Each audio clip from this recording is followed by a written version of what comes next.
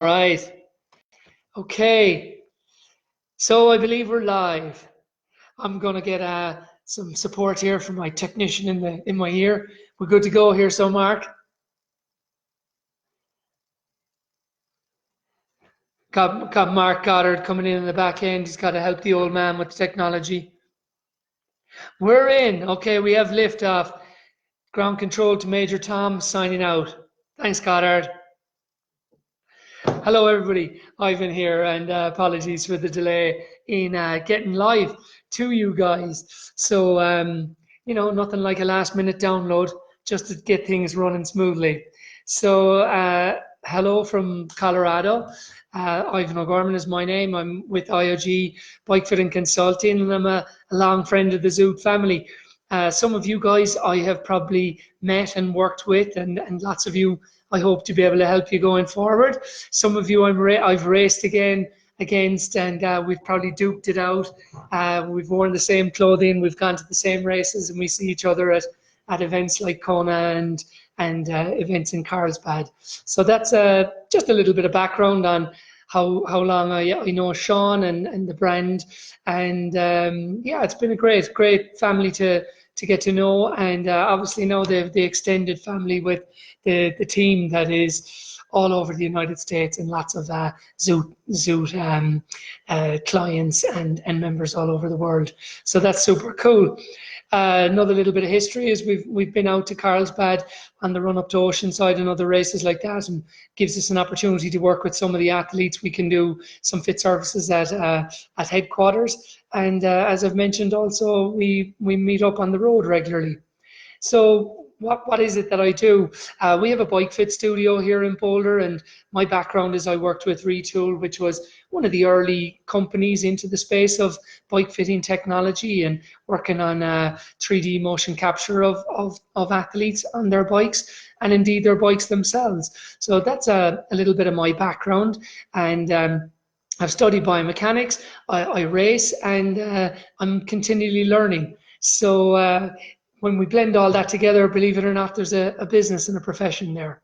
So on a daily basis, we work with athletes full spectrum, from one of your own, Ben Hoffman, and other pro athletes that have come through Zoot's care, and all the way, so from a Ben style athlete, or a Lionel Sanders, or a Hella Fredrickson, or anyone you want to kind of mention that is really pushing the limit of our sport, all the way down to the weekend warriors, first time to clip in, first time to maybe race a triathlon, and somehow we find value for all of those athletes in between.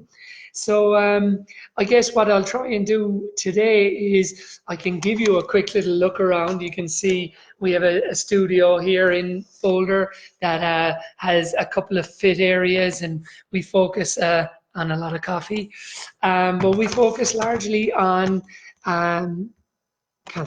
we focus largely on contact points. Behind me, you can see I've got saddles, I've got pedal systems, I have a fit bike here that we use, and I just left it there in case we get some questions in relation to like setups, and obviously with the bikes nowadays getting more and more complex, particularly on the front end, because that's what can help them be more aerodynamic. We need to know a little bit more about those bikes and how much we can adjust them, how we can size them correctly. And I know some of you guys have taken receipt of some QRs recently, and some of you would have been riding Canyons from years past, and on multiple other brands. So maybe we'll field some questions on topics like that as we go along. In an attempt to bring you some concise information that might help you, let's think about maybe for a second people at home, and they may have been fit before. They might have a good understanding of maybe the value of that fit can bring to your performance, and other people may have never been fit. So to try and cover the spectrum, I would say that performance is kind of underpinned with comfort, and comfort is somewhat it can be a challenging enigma where you struggle to find it, but nonetheless, it can be found. And your best place to start, and this could become somewhat of an audit for your own position, if I kind of explain to you some of the principles, but particularly with you in mind, we can think of it in the context of if you wanted to audit your own position. You would firstly look at the contact points. So the contact points in simple terms are the saddle, where you connect with your feet, and where you load weight on the front end.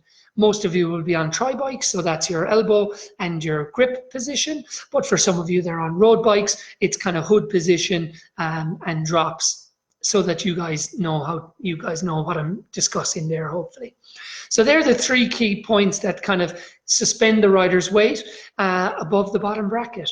And the bottom bracket is here in the center of the crank arm. And this is really what we would call like center of the universe in relation to bike fit. So that's where we generate power and transfer it into the drivetrain. And from there, we really like build the position from the bottom bracket. So if we talk about the saddle is key in relation to what it does. You're obviously loading a large portion of your body weight through there, and you're sitting on your sit bones in an upright position, and when you kind of rotate forward into the time trial position, you then rotate forward onto your pubic bones. Now that's what needs to take place. If that doesn't take place, well, what expense does that come at? To give you an example of an expense like that, if you rotate forward, which would be in keeping with, say, maintaining a less strained lower back, or a neutral sacrum angle, you might have a lot of soft tissue pressure on the saddle. So then therefore you can't do that. So then you keep your pelvis in a more upright position, but that in turn strains your lower back. So you might have a comfortable saddle, but at the cost of your lower back. There are other scenarios like that. The saddle might be too wide, or it might be short in an aspect to where you can't sit or move much on the saddle. So they're definitely, the saddle is the first place that you should each kind of ask yourselves, have I got good comparisons? Have I tried saddles? Do I have any issues? Do I have complaints? Do I dislike my saddle? And really start there. I think I'll grab a couple of models just to reinforce the importance of saddle. All right, what will we pick? Who will we give the nod to? Let's give it to ISM. They do a great job in the tri-space, and no, I'm not on a retainer. So if you think of this ISM, what this saddle does, it's just one of their many models. There's another newer model on the bike behind. What this saddle does is it allows the rider, if we use this pelvic model, and you can see what's going on here. So what happens is the rider will sit on their sit bones. I'll show it to you on this kind of head-on image, it might help. When they're upright, and now I have to go to side, meaning that like where I'm indicating here with my finger, here that this is the lower back. Okay, so this is upright at 45 degrees, and then that would mean you're sitting on the distal end of your sit bones. When a rider rotates forward into a time trial position, then their sacrum gets more into, like, let's say, a 25-degree aspect. So I'll show you that from the side. So riders sitting upright, say when they're climbing on the base bar, and then when they rotate forward into a time trial position. So then when you see it from the front, you go from getting this support on your sit bones to now relying on putting weight on your pubic bones. But if there's like midline pressure, if these like rails here that kind of support the rider don't suit the rider, then you're going to find it hard to get that anterior rotation of your pelvis. If you think for a second, why would that be important? If you're doing a squat in the gym, or I'll show you demonstrate the exercise here, the first thing you need to do is you need this kind of like control in your pelvis. You can't just like rotate or slouch like that. You need that anterior rotation. And not that you exaggerate that on the bike, but you just need a little bit of anterior rotation. A couple of great examples of that would be like a Miranda Carfrae, to where like she's just got a long torso. Even though she's a small rider, she just has a long torso. And that torso is kept long, not by slouching back, but by actually coming forward like that. So that has to largely come from the hips, and the saddle is the thing that will either promote that good posture, or it's the thing that will, destroy it, and thus your capability to generate good power. So a little bit of a background on why a saddle is not alone just comfortable, but how it promotes good posture, and in turn how that good posture translates to better hip extension and power. So make sure you're doing yourself a service and you're on a very comfortable saddle. Last thing I'll show on the saddle is there is no one spot. Like, the rider just doesn't sit there and that's it. Like, really what happens is the rider might sit there and then they'll come forward a little and they'll sit back and they'll rotate back. So a certain amount of movement takes place. So make sure that when you're on a saddle and you're trialing it out, that you can sit a little back, sit a little further forward.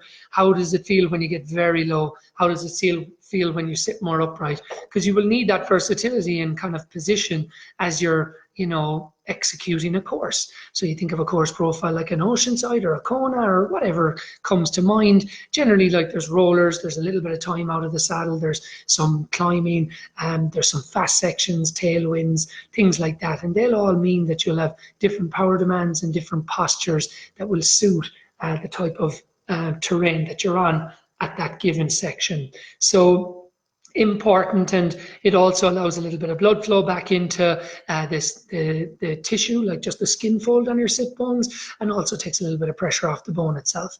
So that's a lot on saddles. If you've got a comfortable saddle, then where you put it will impact your position and you will go with it. Meaning if I brought a saddle forward, the rider would come forward with it. If it's a thing that you're on an uncomfortable saddle and I was to say, give you some advice on where to put it, would it really matter? Because at the end of the day, you're going to spend a lot of time squirming around trying to get comfortable, sitting back, sitting forward, just generally being uncomfortable. And that's going to A, get inside your head, and B, it's going to be just uncomfortable and impacting the capability of nice steady state power as you're racing. So that's a big deal.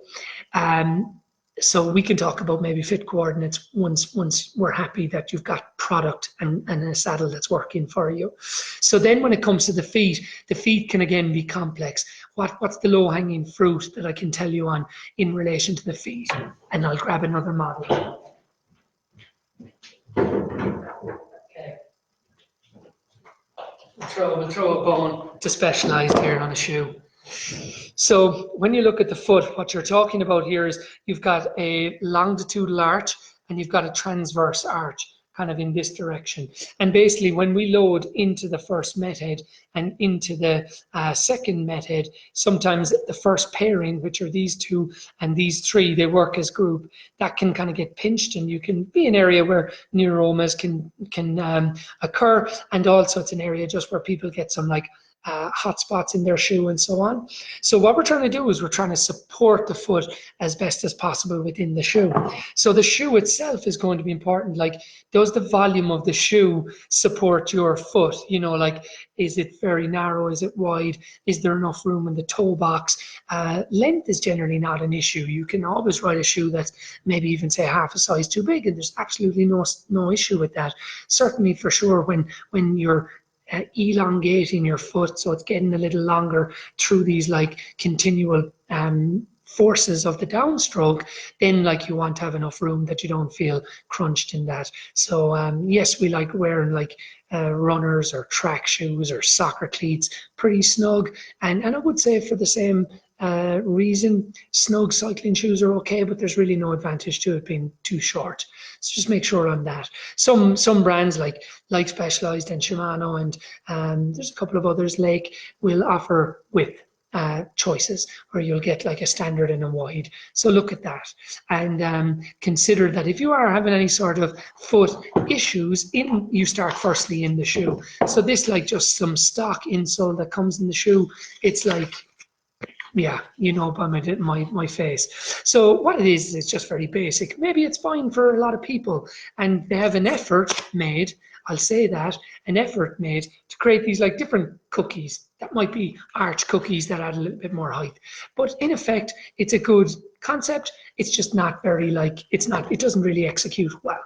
So with that said, if you have something stock in the shoe that isn't working for you, look into kind of like the increments. You might be able to get something over the counter, Specialized, Giro, a few different brands make what I would call like a kind of an over the counter footbed that might have like low, medium, high. Similarly, it's a little bit better than this. It might be fine for you, but there is no like individuality taken in relation to like the arch length itself, where that support might be better than worse. It's there, and if it works for you, it works, and if it doesn't, you're kind of on your own. So if something like this or the next step up isn't good enough, then you can go to something that's a custom mold, and that doesn't mean to say that you have to spend a fortune on orthotics or anything, but what you're looking for is nor may you need any type of correction. What I'm indicating is you might benefit from some support so that you don't feel like you're drilling all the weight into the outside of your foot or into your big toe or into your first met head.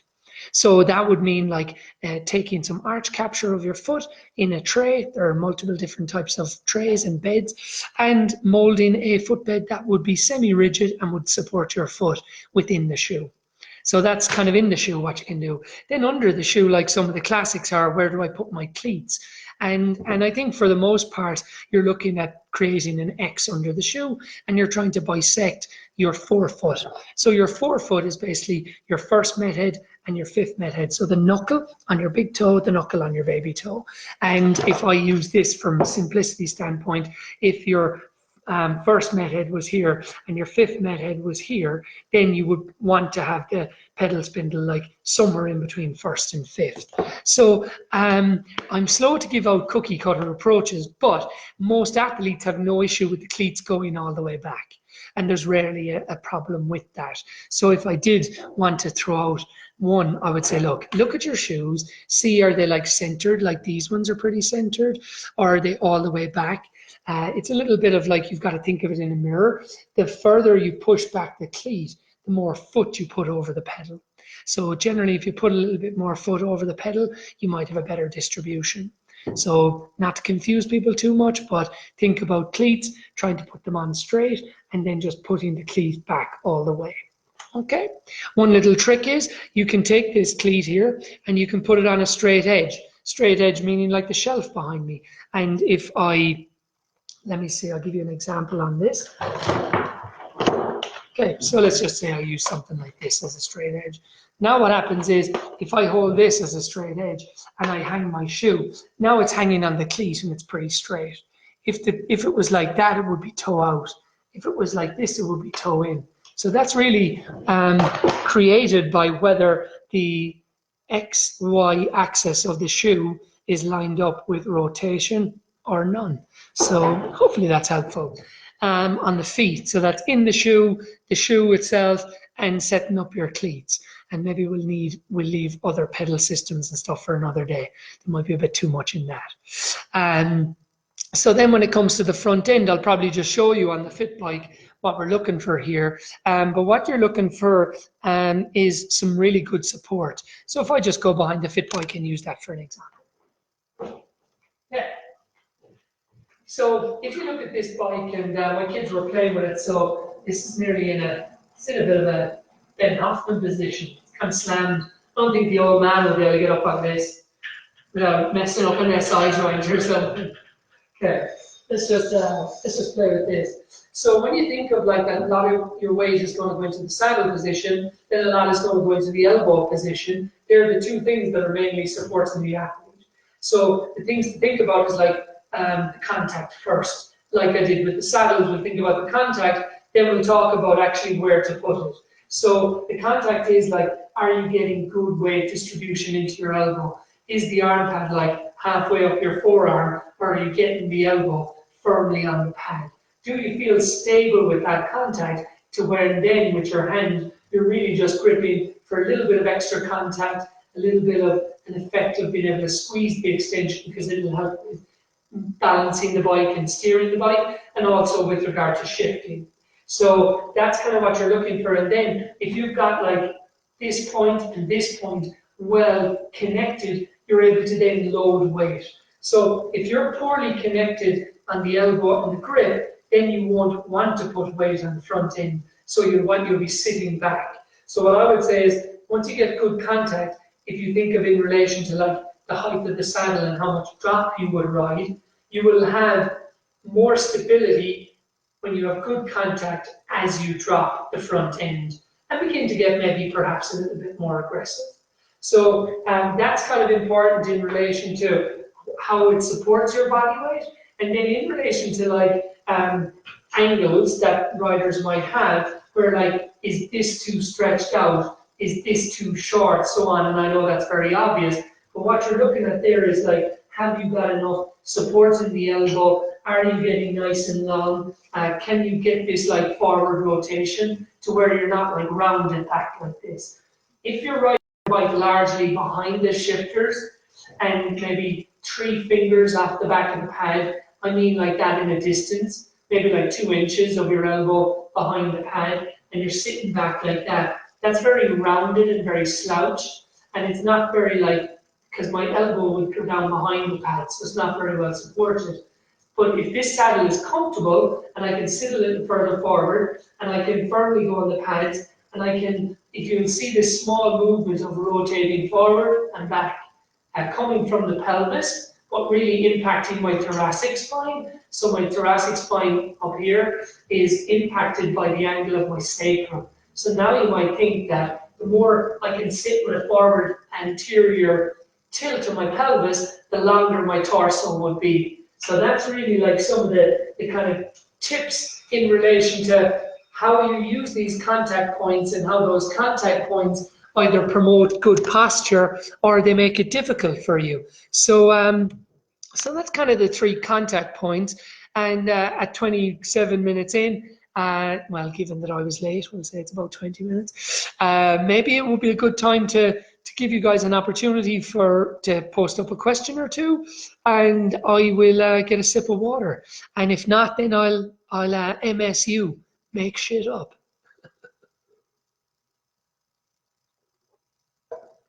I won't need to make stuff up. I've definitely got enough bike fitting stories and equipment topics that I can put your way that I won't need to necessarily make anything up. Okay, so I'll watch out for any questions that do come in, and maybe I do get to see comments on this. Perhaps I do. Someone can test one there anyway. So so that's in relation to kind of contact points. So that's important. Maybe again, going back to the frame of reference that you guys are at home. Let's show you how to measure a saddle height. Let's show you where the saddle height might be in relation to the bottom bracket. So that's known as setback. And then let's talk about where the arm pad would be in relation to reach and drop. So that's kind of a core 4, and it's kind of 4 measurements that from a bike fit coordinate standpoint would tell me where the rider is. So I'll go and I'll do that right here. Okay, so pretending that this was a regular bike, the first thing I'd be encouraging you to do is to try and be able to measure the saddle height. So how you do that is the 2, and you can find this online, it's pretty uniform at this stage. But what I will say there is you have the center of the bottom bracket, which is the middle of like a crank, to the center top profile of the saddle. And this is something that if you have like a soft tape like this, it's a bit easier to use than a hard tape. And for most of you, you'll need to measure this on the left side of the bike, which is known as the non-drive side, because then you won't be dealing with the chain and stuff like that. A lot of cranks are also very smooth and finished on this side, but it's not exactly simple to identify where the central point is. So what you'll do then is you can take the 0 of your tape and carefully place it in the bottom bracket, right in the center, so you don't lose anything. And then take that tape right up here to center point of the saddle. The next tip would be to try and take your eye in line with the top of the saddle so that you don't misread it. So right now we'd be like, 700 millimeters for simple terms. So that's a number. If you want to make it even a little bit more accurate, what you can do is you can take the distance of the tip of the saddle to the tail of the saddle, and you can put a little mark for midway, and then you can measure from that point down. So that's saddle height. The next thing that you want to look at is in relation to the bottom bracket. So if I take a midline, or sorry, the nose of the saddle here, and I was to use this carpenter's level, what it can do then is give you this reference point for where it is in relation to, again, the center of the bottom bracket. So let's just talk about those 2 numbers, now that I've shown them to you. Okay.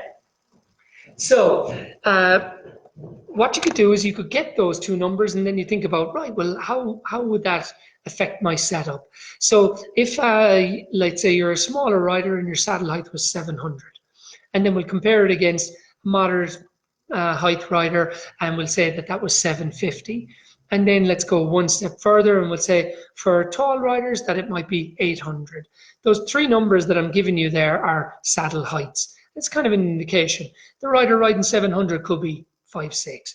The rider riding 750 could be 5'10", and the rider riding 800 plus could be 6 foot plus. So it just gives you an idea. That's in relation to the rider's segment length, which is like shin and femur, or again, it's in relation to their inseam measurement. So now you have an idea. Okay, I'm 720. Yeah, I'm 5 foot, 7 or whatever. So you'll be able to kind of get an idea on references of saddle height. So it's not just some arbitrary number that's kind of confusing. So you think of your own saddle height, and now you think of it in relation to setback. So where is it in relation to the bottom bracket? I'll give you a little guideline, and Mark can put it in the comments, that a good reference point for saddles like the ISM or some Cobb saddles or other what I would call forward riding saddles, some Soteros, different models like that, where they are designed with time trial and triathlon in mind. Those saddles at 700 millimeters might need to be at, let's say, 0. So directly above the bottom bracket. That would mean that the rider is going to have a pretty competitive or forward position. Some riders that are riding more conservative positions will sit a little further back. Then the rider at 750 might ride that saddle at 3 centimeters behind the bottom bracket. And the rider that might ride 800 millimeter saddle height might ride 5 centimeters behind the bottom bracket, or 50 millimeters. So what you're getting is a kind of a reference on saddle height against saddle setback. The next thing then is, so you can kind of measure your own, see where your saddle height is in relation to saddle setback, and we can put the 6 numbers as kind of pairings that give you an indication of a group of measurements where you might stack up in relation to that. With the tri-bikes, they have a lot of adjustability. So sometimes you can get in the weeds, you can get too far forward, too far back with the saddle position just because it's there. And without guidance, maybe you kind of end up in one of those like outlying positions. And the biggest impact in saddle height is potentially you don't get enough knee extension and hip extension, which means the muscles don't recover.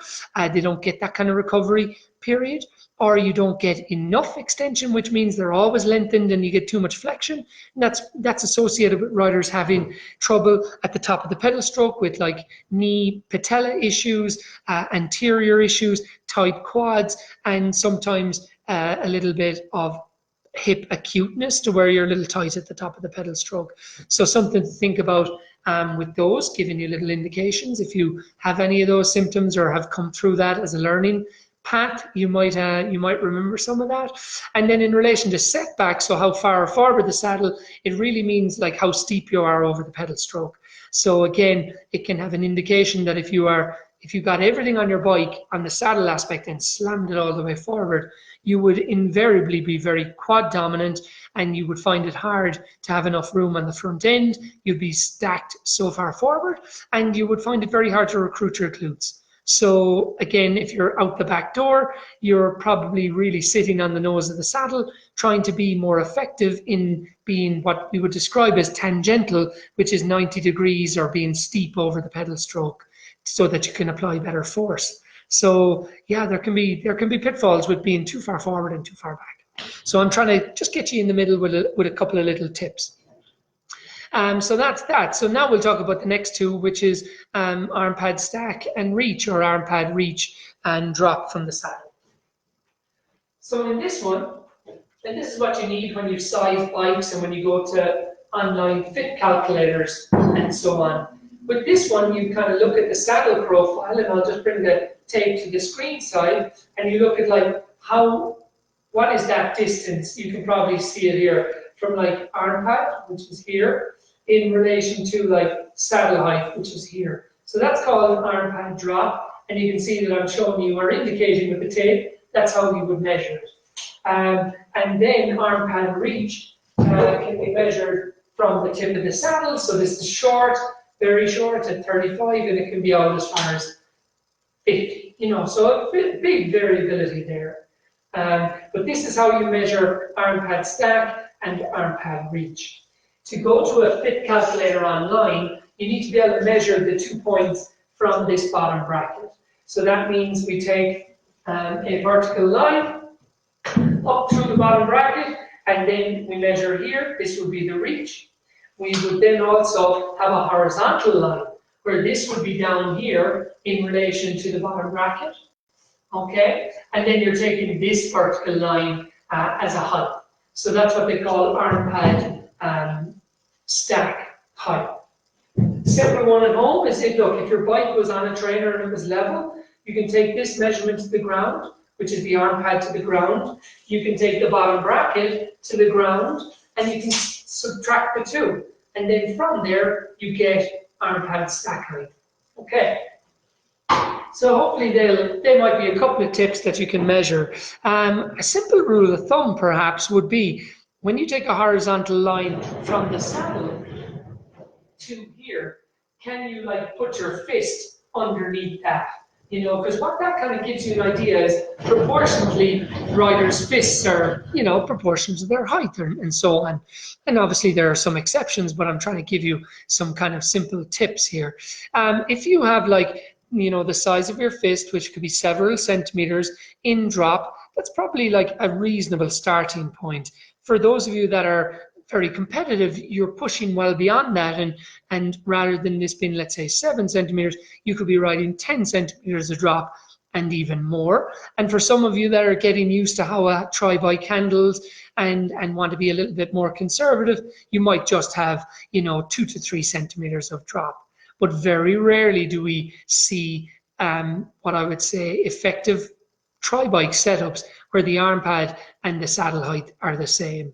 That generally doesn't work. There are circumstances where riders have limitations in flexibility or might have had certain traumas, spinal aspects, whether it's disc issues or little fusions, things like that, neck issues, cervical issues, to where it might make sense for those riders to have adopted a more conservative position and they've gone through that process. That's absolutely fine. But I'm just kind of giving you more indications on what would be suitable for, by and large, the general kind of tri population. So hopefully that'll give you a little combination on, okay, fit coordinates are very important, but what is even more important is the contact points, and that those contact points work for you. So let's see if we will take any questions at this stage.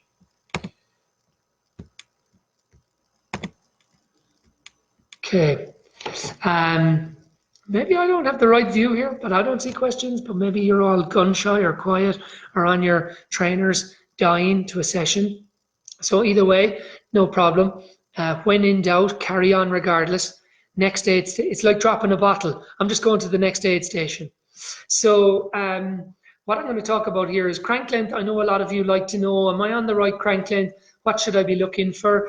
I'll take a bit of a top-down approach to this one. By saying to select the right crank length, you really need to understand what it is you're trying to achieve. Let me break that down. Again, I gave you the indication that there are riders with saddle heights of 700, 750, 800. So proportionally, those riders should be riding shorter cranks. Okay. Go to the show comments section. Okay, I'll do that. That's Mark Goddard trying to guide me through this. And edit post, open live questions editor. Oh gosh, we'll see what happens here. No questions. Okay, we'll go back to this, and hopefully, if not, I can type in a comment here.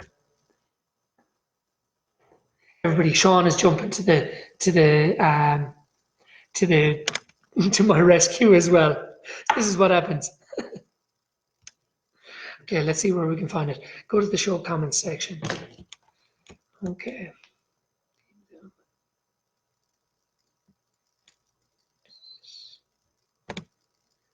Edit post, open live questions, editor. Let's go to that one. See what happens here. Reset questions, sort questions, newest, no questions. Okay, add a question. We'll see what happens there. Open. Okay, we'll see. We'll go on. I'm in the live questions editor. I have sort questions by looking at newest, but there's no questions in there right now. I'll come back to that tab, and I'll have Goddard get on it. He can figure it out. So in relation to the crank length, you've got saddle heights: 700 mils, 750 mils, 800 mils saddle heights. Those riders should have proportionately shorter crank lengths. So the shorter riders at 700 millimeters or lower saddle height should probably be on 165 or shorter. I don't see there being a reason for them needing to be on more. For riders who are at 750, they should probably be at like 170 mil cranks. And again, they can choose to go shorter, but they probably don't need to be on longer. And for riders that are at 800 mils or tall riders, they can probably ride 175s. So now I've just tried to like shift, I suppose, what is an industry standard just down the line a little bit, because proportionately it's not fair to say everyone rides 172 fives when you've got riders that are 5'2" to 6'2". So the key drivers that really then change how important that crank decision to you is knee flexion at the top of the pedal stroke, which you need to be able to measure. So that's important sometimes when it comes to good quality data capture. The other thing is how acute your hip angle is. Again, good quality data to drive that decision. Otherwise, it's just guesswork. And the third thing is how aggressive your position is. Is there a benefit in aerodynamics? Is there a benefit in economy? So economy meaning, in a simple term, to explain it, less work for the same output. So if you're sat at 200 watts, 150 watts, and you're doing 100 degrees of range of motion to complete the pedal stroke, that's a workload. What if you say at the same power and you do 90 degrees range of motion? It's less workload. It's less internal workload associated with completing the revolution of the pedal stroke. So in that regard, you would then choose to, shorten your cranks. So let's go into questions here, because these guys are blowing me up, telling me that there's questions. I can write in comments. They say they're in the comments, but I can't see the comments. Okay. I can do emojis. I can do a lot of things. I can see that Trent has joined. I can see Sean O'Shea has joined, but I cannot see comments. Interesting. Okay. I know what we can do. Goddard, text me a question and I'll answer it. And no doubt he will. Okay, perfect. So Goddard is going to be my questionnaire filter, and he can do that for me, or Sean can text me a question, and we can go from there. Okay, should be a show comments tab. But what if there isn't, young Goddard? Edit post, open live, 35 people watching. My apologies, all 35 of you. End live video, I don't want to do that. And I can type a comment, but I can't see them on that right tab where they normally populate. It just seems to be blank. Sean O'Shea. Okay, here he comes. How often are the pros you fit tweaking their bike fits on the same bike season to season? Thank you, Sean, for keeping the show alive. So, not very often, Sean. Let's talk about Ben. I know he won't mind, and we won't get into like specifics on it, but Ben is kind of like a twice a year kind of guy. He might visit me a little when he's here, because we might set up some shoes, or we might replace a saddle, do things like that mid-season. But fundamentally, like, his bike position stays the same unless something changes. And this is the same for all of you guys. These pro athletes are humans just like us. They just tend to have a lower BMI, be a little bit like skinnier in general, and have bigger egos. But they're still humans. So anything I talk about in relation to Ben or any of the rest of them will still apply to anybody on this post.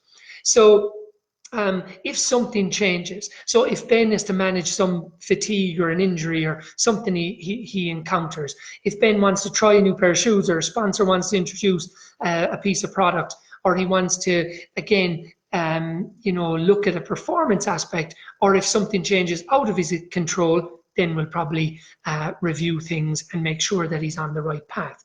But by and large, you could go from season to season without needing much fit adjustments at all. Where they tend to be heavy on where people need time, and pros are the same as at the start of any roadmap. So a roadmap might have been for Ben getting on Cervelo, coming off Specialized. That was a roadmap where he had to get to know the couple of bikes he was riding, he had to get to know the equipment, and we had to just take his position from one bike to the other, control that, and allow him to kind of test the bikes for what they were, and not introduce a variable of, oh yeah, here's a brand new P5 disc, and we're going to give you a new position with it.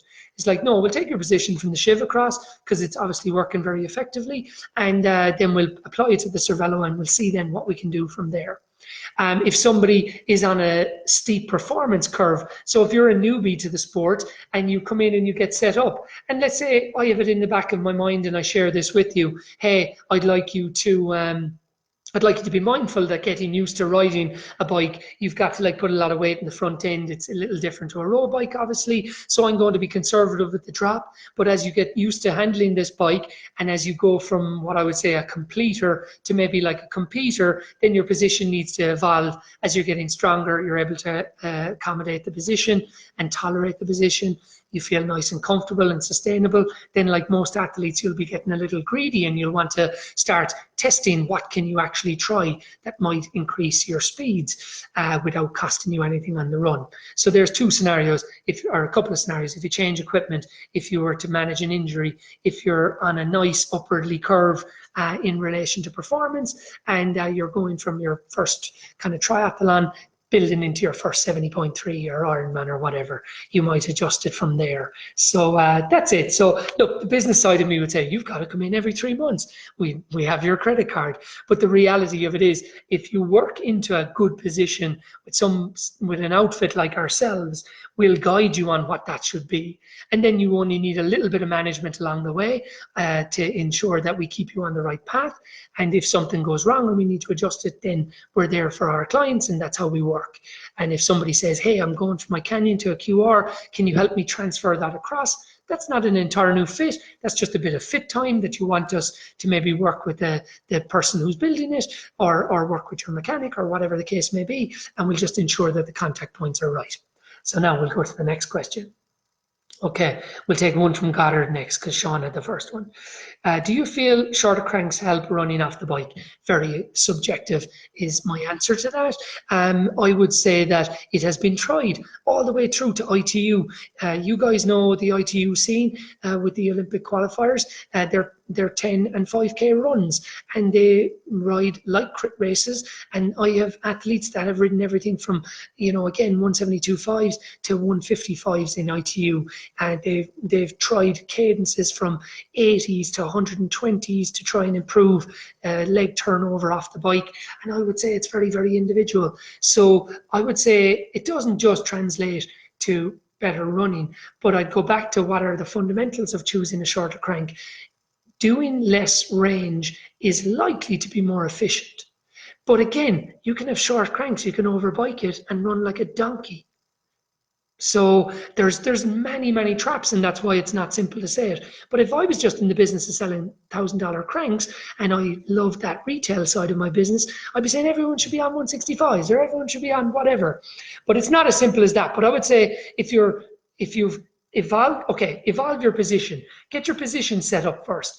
Don't have somebody sell you a 160 or 160 crank, or any length crank for that matter, when you don't have your position kind of figured out. Because overall position, the crank is probably like the icing on the cake.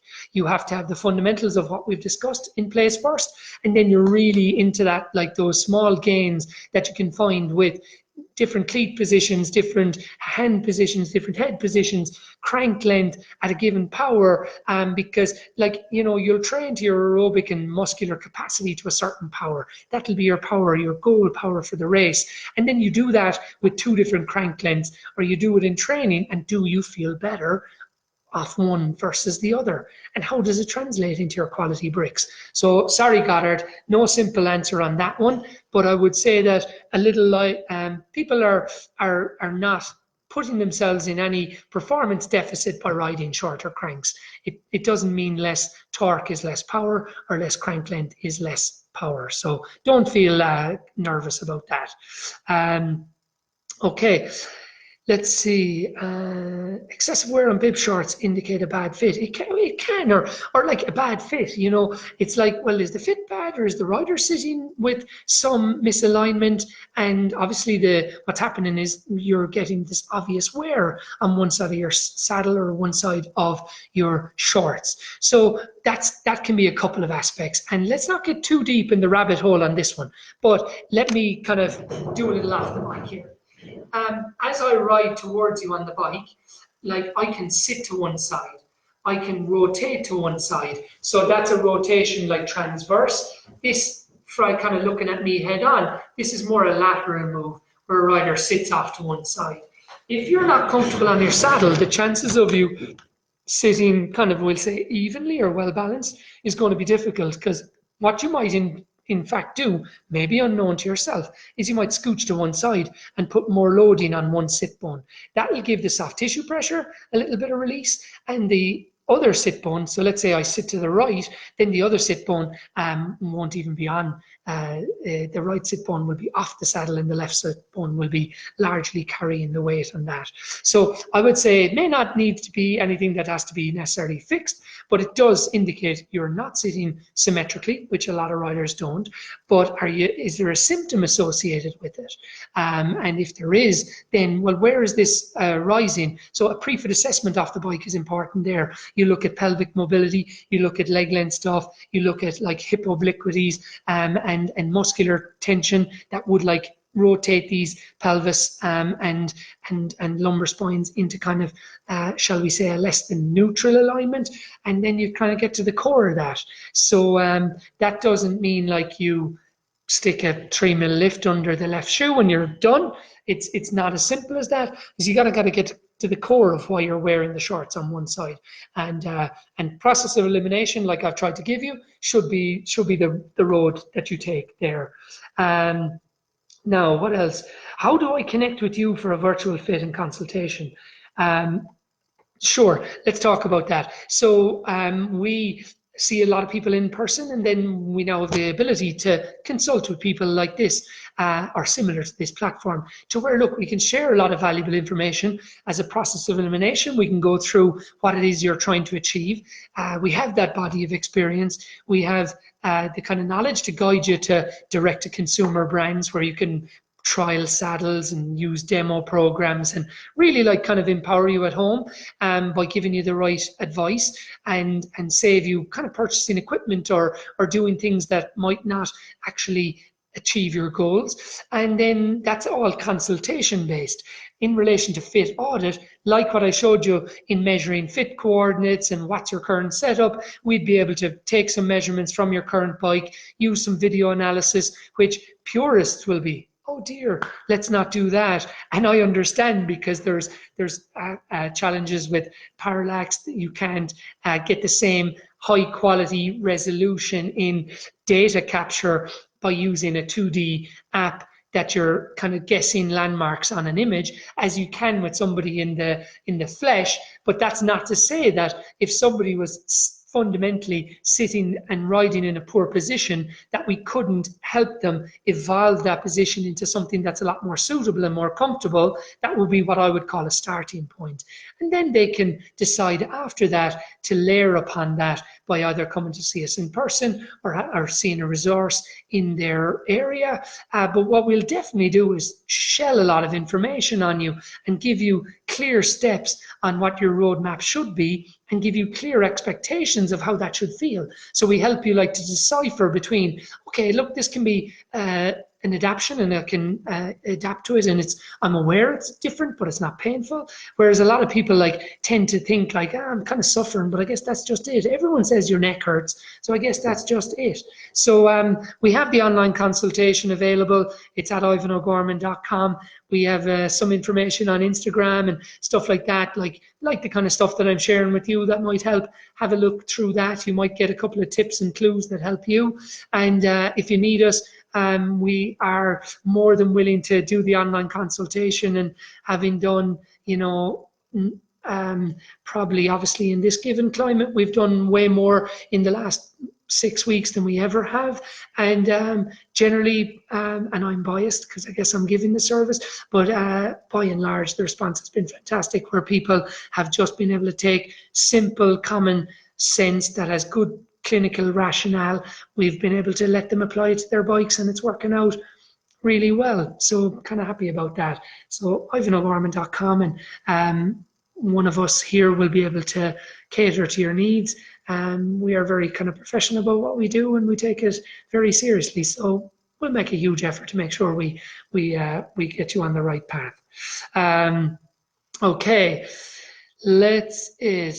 excessive hip up down during pedaling.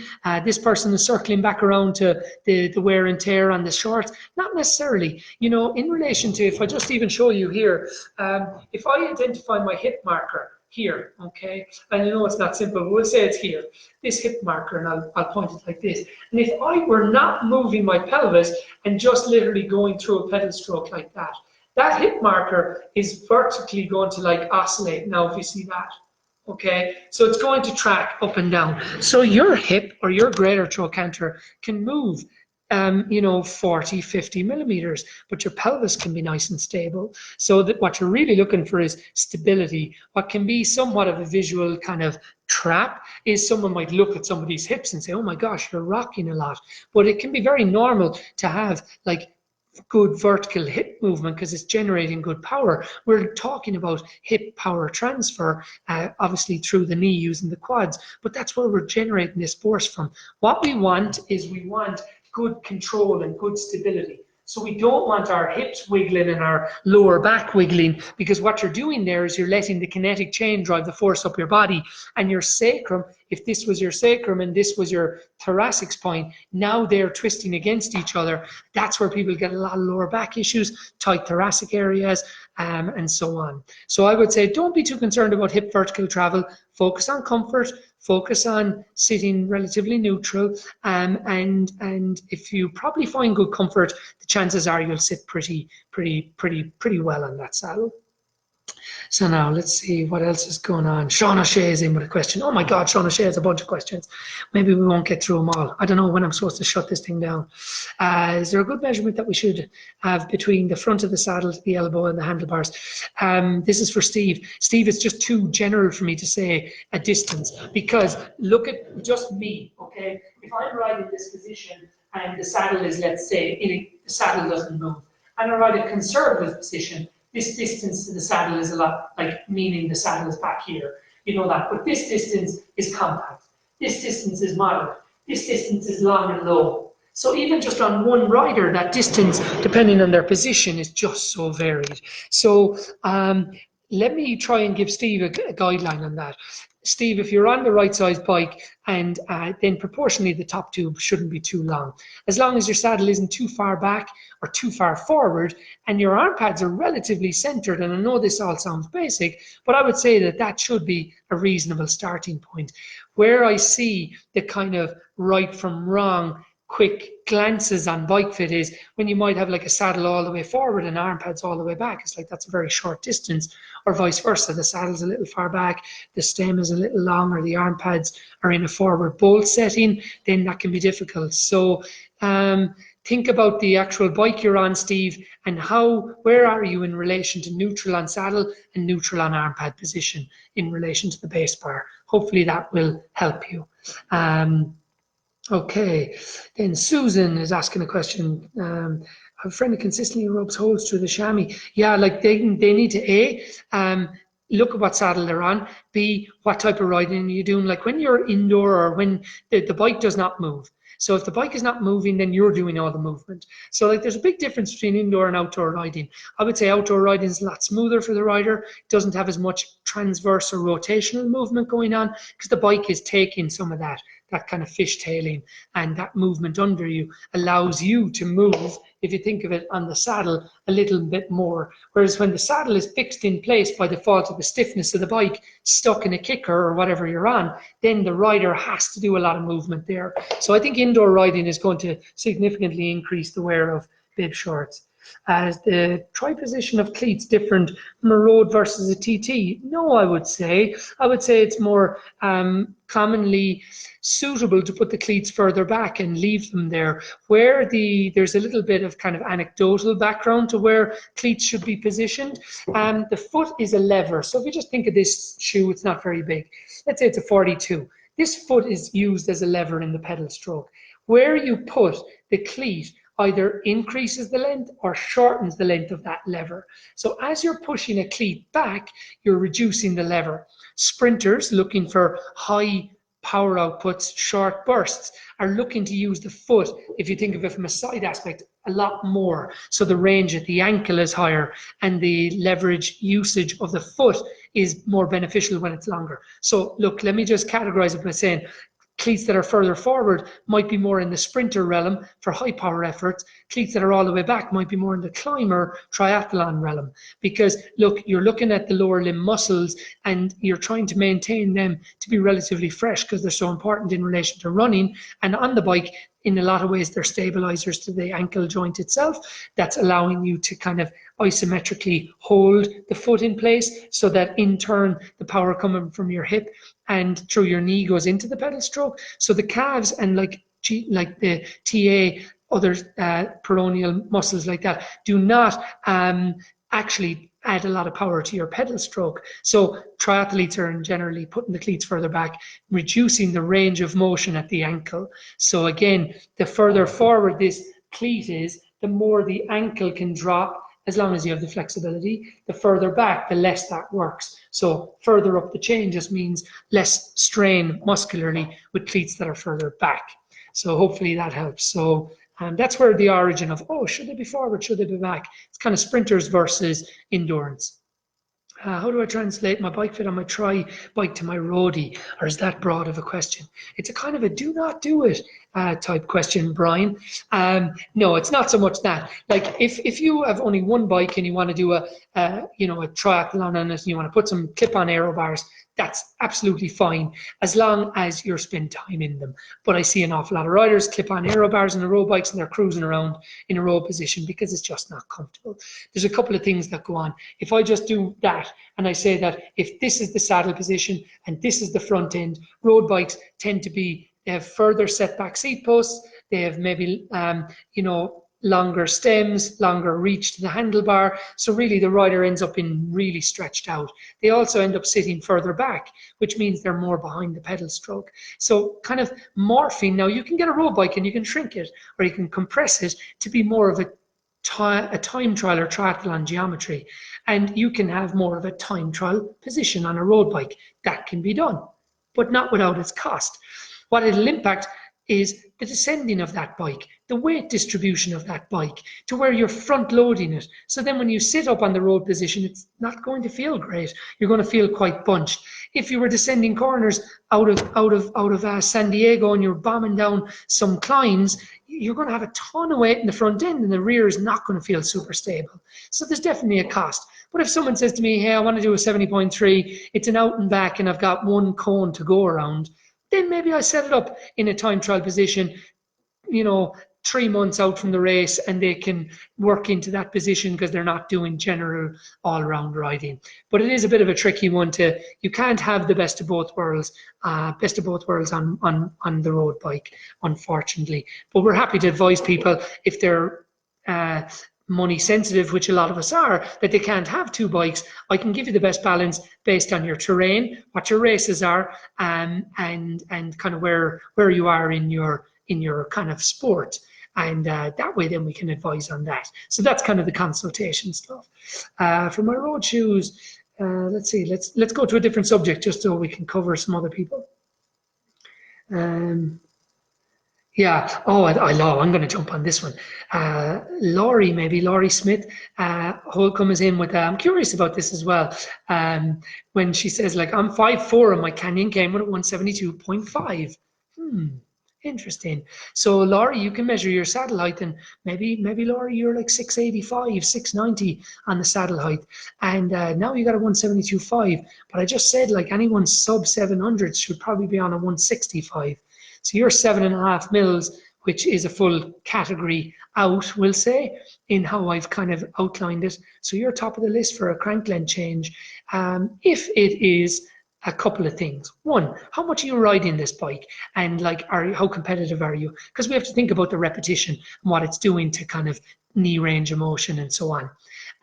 So that's one thing. Because if you said to me, hey, look, I do 4 hours a week on the bike and I'm going to race once or twice, then maybe you're not going out buying a new crank. But like in fairness, you've just bought a new Canyon, you can, or you have a Canyon, you can get a 165 Shimano 105 crank for sub $200.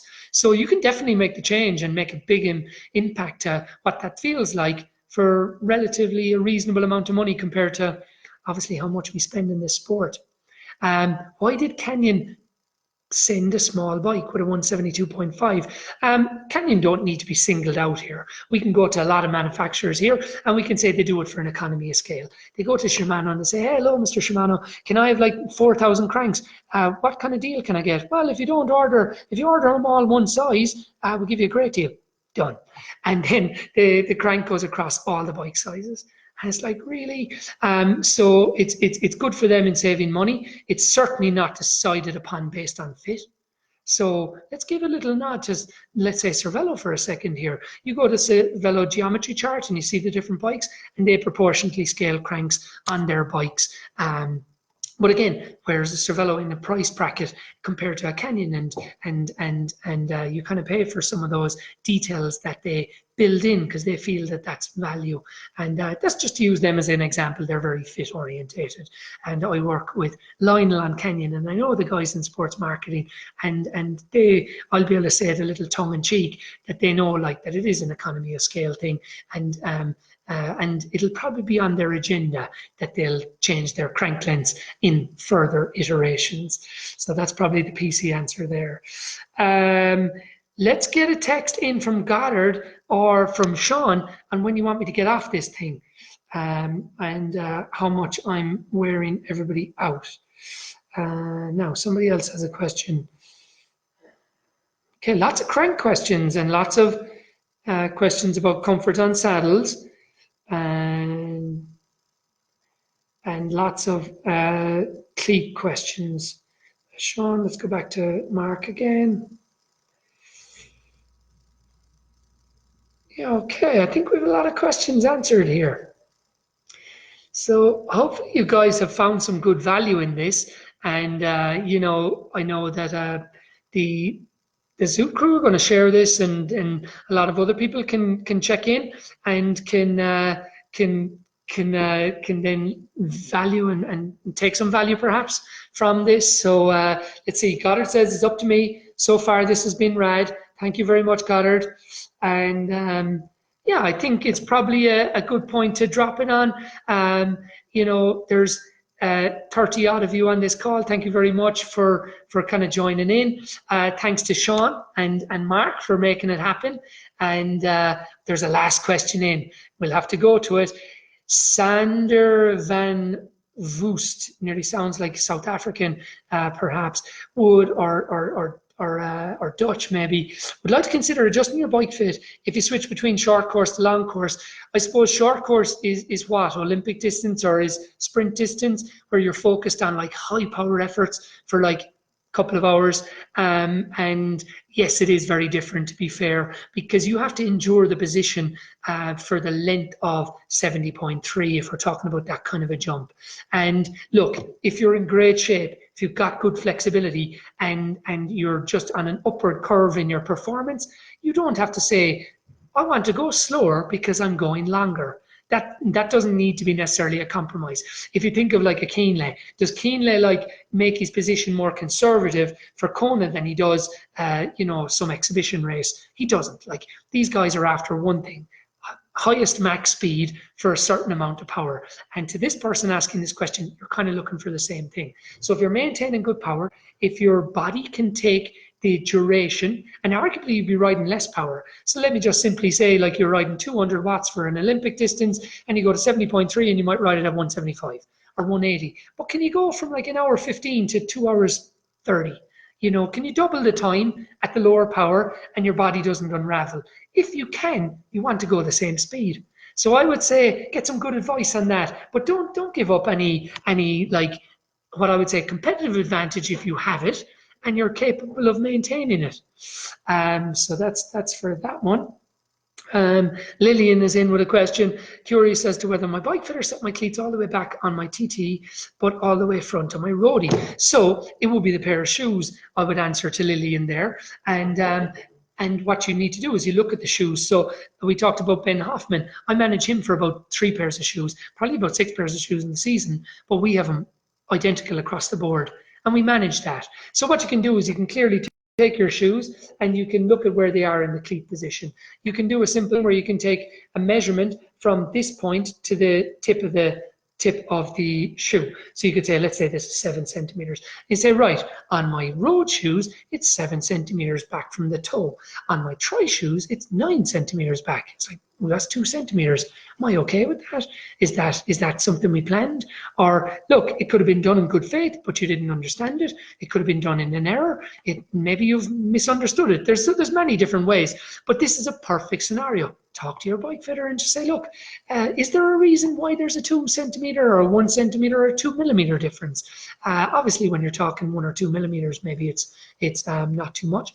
There can be reasons. If you're in a special tri shoe and a special road shoe, largely the sole is the exact same. So where the bolt hole is the exact same.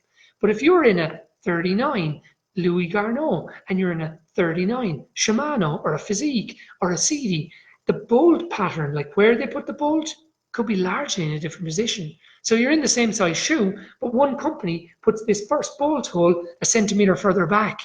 So now those cleats could be positioned differently to have your foot in the same position in relation to the shoe. So you just need to kind of get some more information there, learn a little bit more about it, ask questions. If your bike fitter gives a shit, he'll be happy to answer them, and he'll explain why what it is, why the setup is as it is. So hopefully that helps you.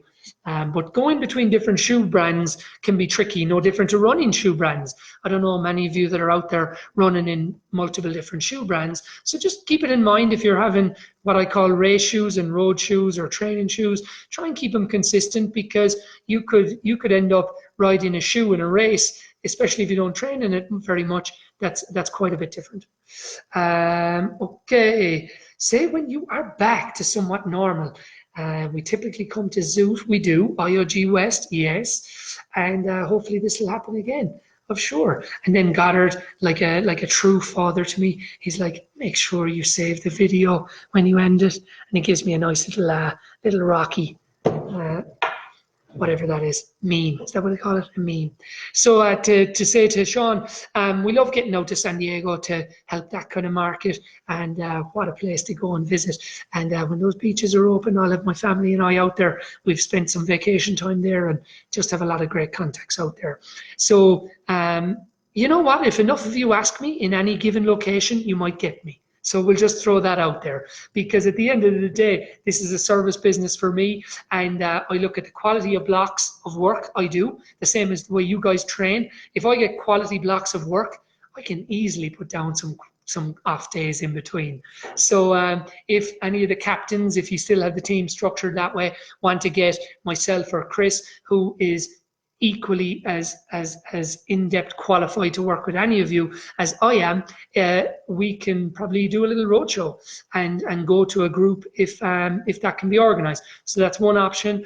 Zoot is always easy, particularly going out to Carlsbad, anywhere from like November all the way through to Oceanside, because I do less travel with Team USA, and it's more off season, so that's a good time for if anybody wants to put together a week there where we can ride bikes and fit a bunch of riders. I love the sound of that. And IOG West is very likely happening in San Francisco. as a first location. So for any of you who are going to be in the Bay Area, that could be something that could be happening as early as when all this is over. So we'll have updates on our website for that. And I want to again thank you for your time, because I know it's precious to a lot of you, and it's precious to me. I hope that this information has been some way valuable. When you take a nerd like me and who's very passionate about what they do, I find it very hard to keep the information concise, so I hope I've done an okay job there. But it is unfortunately a subject that has many avenues, and my last parting advice is get somebody who's invested in you and who wants to work with you in your position and your bikes in a kind of a roadmap. And I think that will serve you well, because they'll impart good information on you and they'll take good care of you, and that's the type of service provider that you should be looking for. So that's it. Sayonara.